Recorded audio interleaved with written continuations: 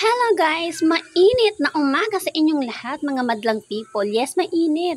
Dahil umagang-umaga pa lang guys, ay sobrang init na. Ayan. So ngayong araw na ito guys, naisipan kong mag-prepare ng dessert or panghimagas. Ayan. So ito yung mga ingredients natin. Ito ay saging. Ito guys yung saging na niluto ko na siya sa asukal. Yes, asukal lang guys. Niluto ko na siya sa asukal. And then ito yung mga sangkap natin na aking ilalagay. Ayan, para suwak na suwak ito ngayong tag-init. So para meron tayong dessert after lunch natin or kahit dinner. Pwede rin. Ayan, so start na natin. Okay, let's start. Ito muna yung unahin. Ito yung ano na muna natin sa condensed salad. So, condensed muna.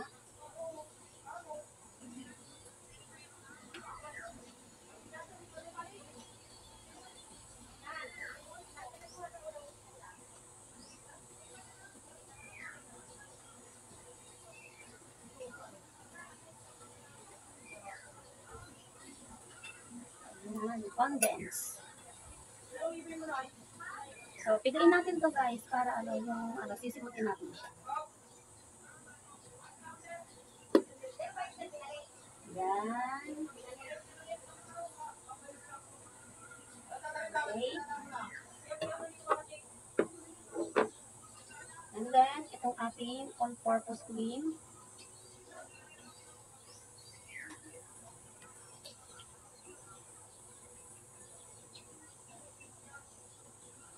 Yan. Then after that, ay hahaluin lang natin ito guys.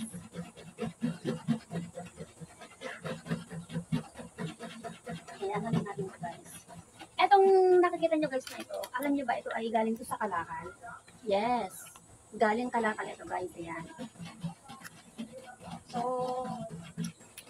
may nabili kaming ganito na ilang piraso. Madami din to siguro, isang dosenang ganito. So, naisip ko na parang, maganda siyang, gamitin. So, hinugasan ko siya isa-isa. And then, ito na. O, diba? Magagamit pa siya. Sayang din naman guys kapag ay tatapos lang. Yan. So, patuloy natin yan na mabuti.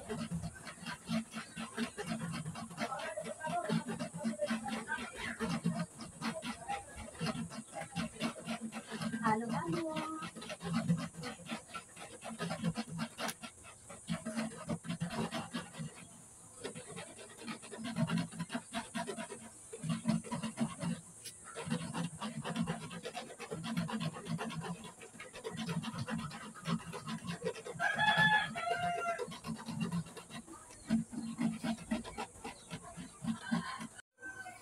So, idagdag natin itong guys, itong iba. So, nagdagdag pa ako guys ng iba para mas siya, mas may lasa siya. Mas gusto ko kasi guys na may siya, may iba siya na hinahalo ko. Yan, so haluin din natin siya.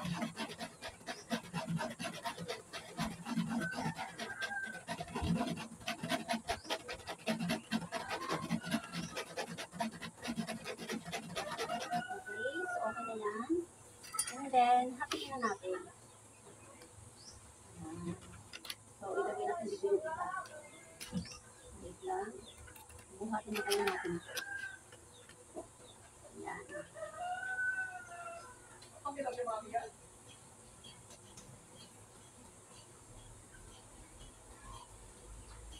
Ayan, sabi na yan. Parang maganda niya. Parang konti ka. Ayan, okay na. And then, saka natin ito ilalagay.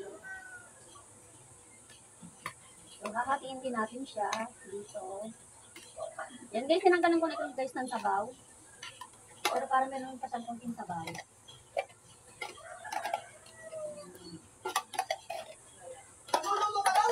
Ay, ano mo nga?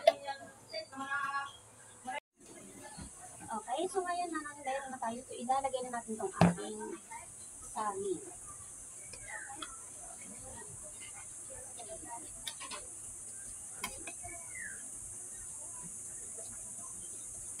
Yan.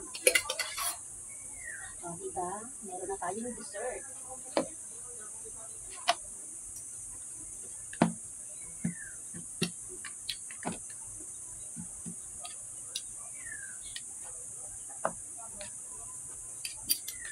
Okay, so since ito ay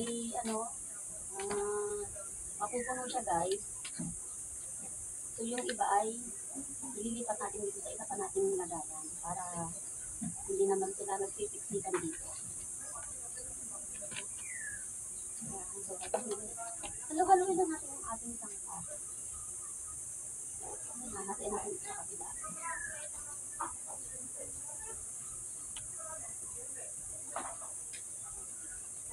And then, ito din.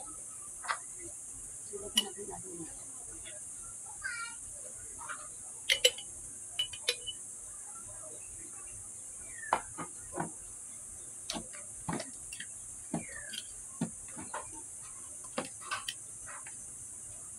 So, dagdagan pa natin.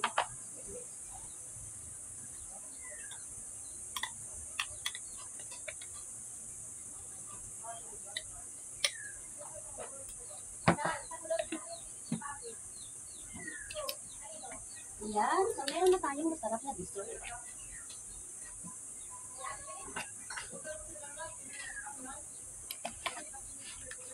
Okay, so isusog natin siya dito. Nautagan din natin sa masa.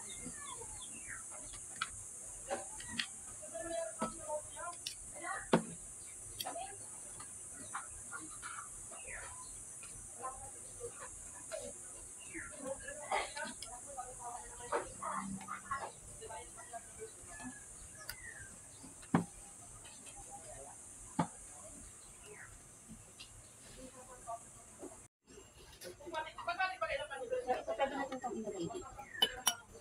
Yan, so ilalagay ko ulit dito sa garapon.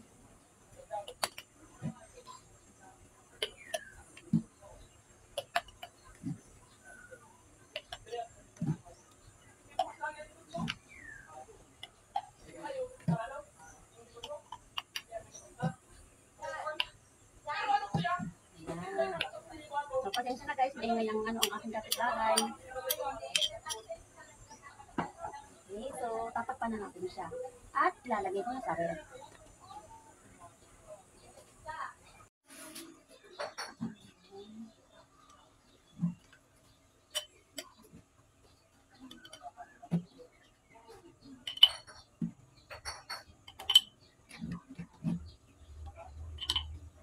So, alam niyo ba kung bakit ito guys nilalagay dito sa garapon? Kasi yung aming ref is maliit lang siya. Sobrang liit lang yung aming ref. So, hindi magkakasya itong para siya, hindi masyadong malakas sa space. So, ayan, kaya ko siya nilalagay sa garapon. Para hindi siya masyadong sa space niya. So, ito na. So, ayan, pakitin na natin. Okay. Pwede na dito. Hindi na natin siya.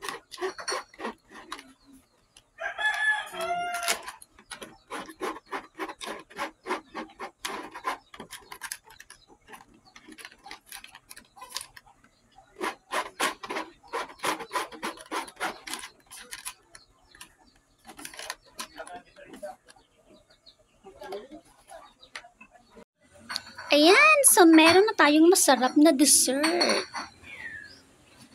So ilalagay ko na ito guys sa ref para ito ay lumamig at mamaya after lunch ay pwede na itong kainin ng aking mag-aama. Thank you for watching. Huwag kalimutan mag-like at subscribe at pa-share na din. Thank you and God bless.